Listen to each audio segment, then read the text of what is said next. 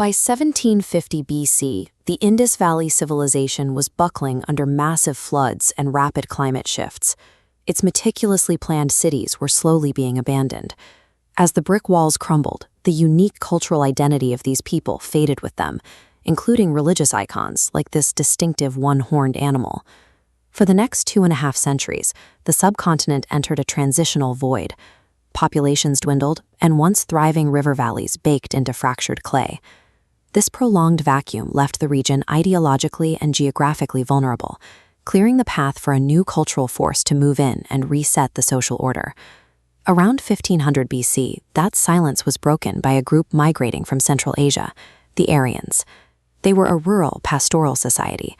Unlike previous urban builders, the Aryans focused their entire economy and societal structure on the cow. They initially settled in the northwest, in a region they called the Sapta Sindhu, the land of 7 rivers, spanning modern-day Punjab and Haryana.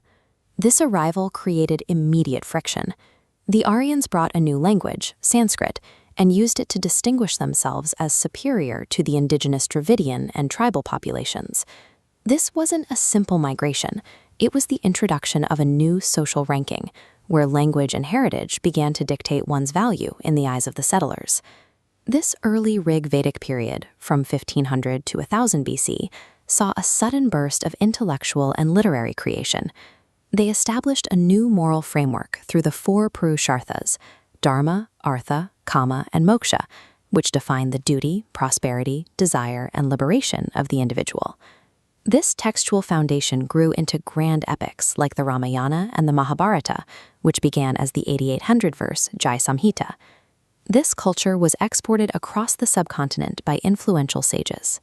Agastya Rishi took these teachings into South India, while Gautam Rahugana pushed eastward toward Bihar.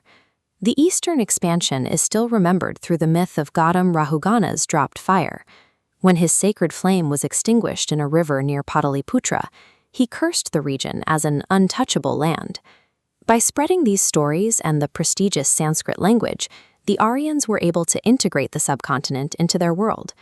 They used this religious and literary framework to gain influence that went far beyond what any army could achieve on its own.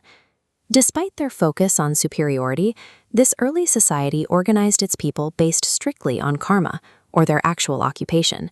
There were 4 tiers. Educators and priests were Brahmins, warriors were Kshatriyas, merchants were Vaishyas, and laborers were Shudras. This system was fluid. One's tier was determined by skills and work rather than bloodline or family history. Ancient records show that a single household could contain a Brahmin father teaching and a Shudra son performing manual labor, all living together under one roof. Even with the initial Aryan emphasis on status, this meritocratic structure allowed individuals to navigate society based on their own abilities. But all of that mobility vanished as the society entered the later Vedic period, between 1000 and 600 BC. The caste system mutated.